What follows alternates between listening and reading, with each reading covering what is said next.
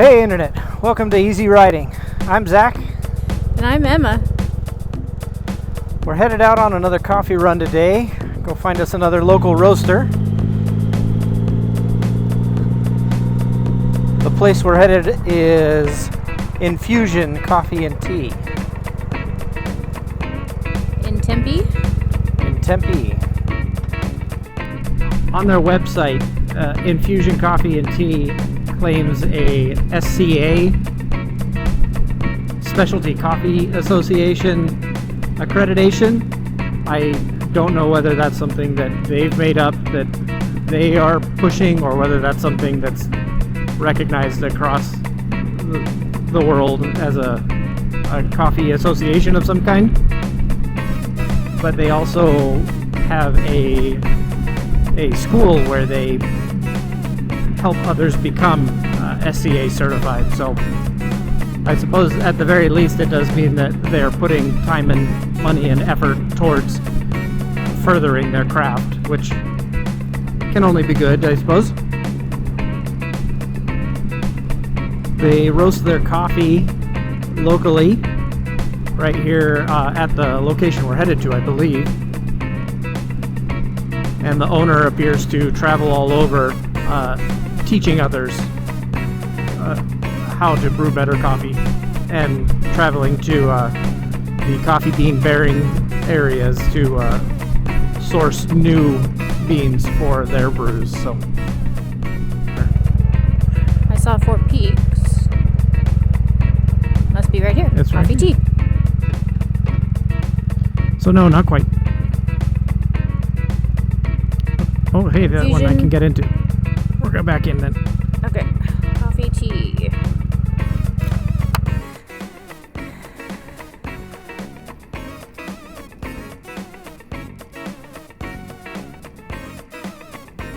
Tiny little parking lot. Kind of tucked back away in this neighborhood here. Some apartment buildings and stuff next to us.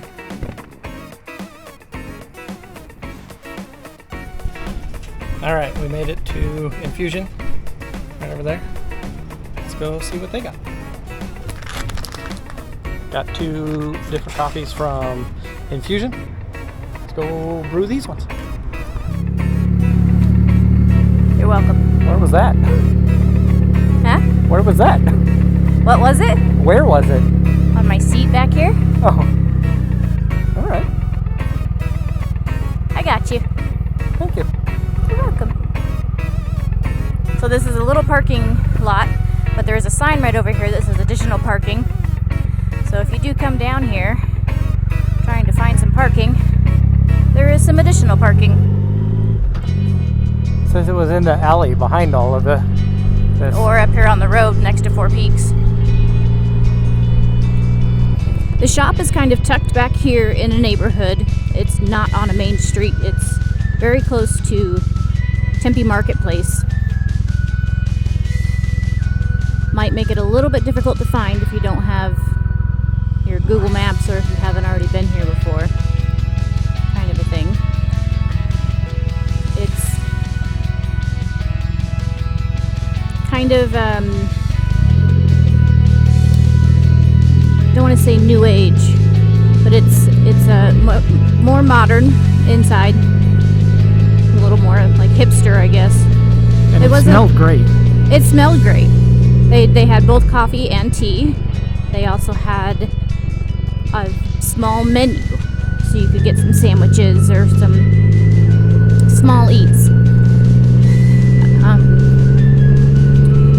It was very full. There were lots of people that were in there. Most of them kind of looked like students, though. Lots of them had their computers out and looked like they were doing work, kind of a thing. And it wasn't as comfortable feeling. Like it was strict tables and chairs.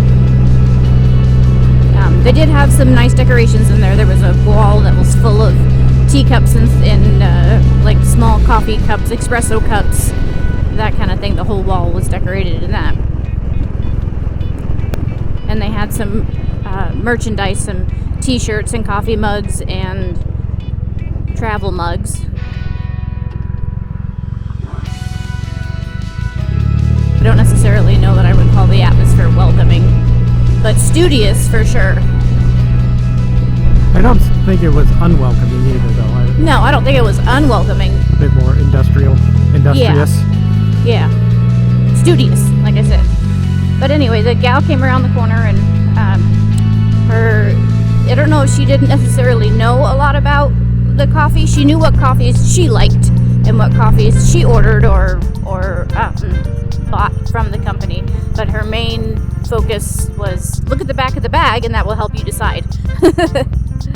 Which wasn't bad direction, but it Yes. also wasn't personal attention to detail that you might expect in a situation like that. Yeah, again, college student. But Still also, very helpful they had a and lot. respectful. They did have a lot of option. Also, Yes, there was many they had different brews. Yes, lots of different coffee beans. And then you went around the corner and they had a whole nother wall that was just teas. Somebody ordered an orange espresso thing that looked quite tasty. I don't know what exactly went into it, but it looked great. They seemed knowledgeable though about coffee. Like there was all different kinds of coffee pots, and they had pour over coffee and the mochi pot and the different kinds of little fancy. All the various brewing methods. Yes. And they sold all the equipment to do that too. They had all those for sale. Which is nice.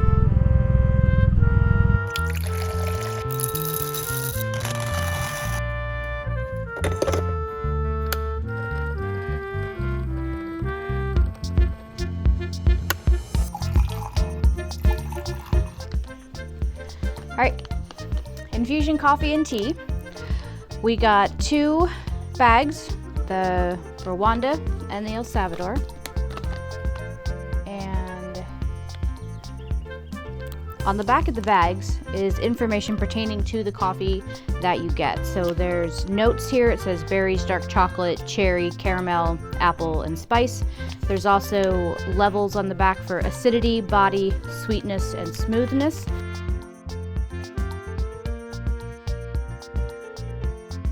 I will say, for me, we tried the Rwanda first, and it was not my favorite. It had stone fruit and figs and rhubarb and strawberry and chocolate and caramel, and you could really taste those flavors in the coffee itself, which was interesting.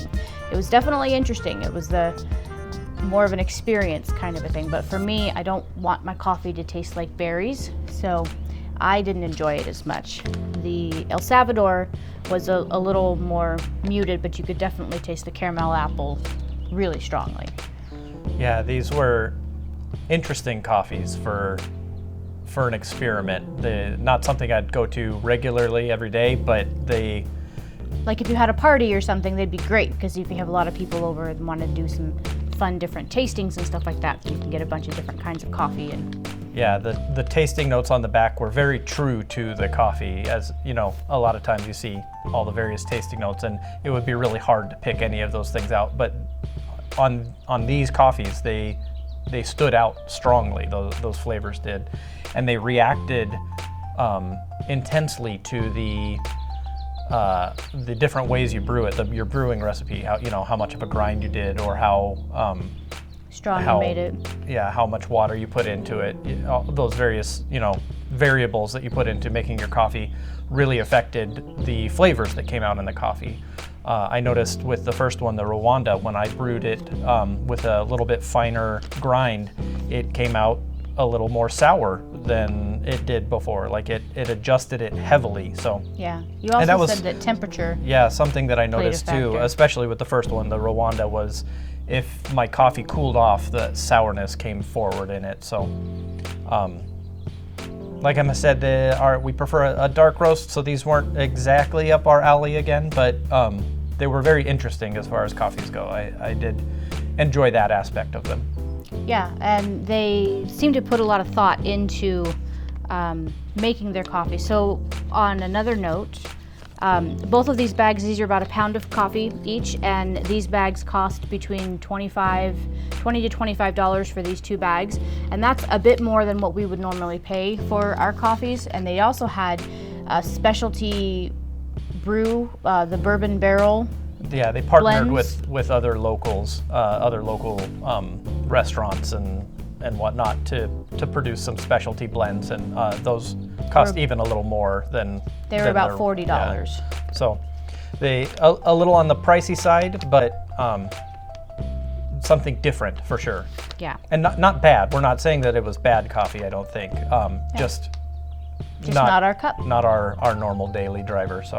Yeah, for sure. But if you want a unique experience that has lots of flavors and lots of tasting notes and lots of choices, they had probably over 15 different coffees in coffee beans in the bags, and then around the corner they had a whole wall that was dedicated to loose leaf teas and things. So if you're a tea person, definitely go and check them out. Or if you like the idea of having a very flavorful coffee experience, then go check out Infusion Coffee and Tea over in Tempe, Arizona.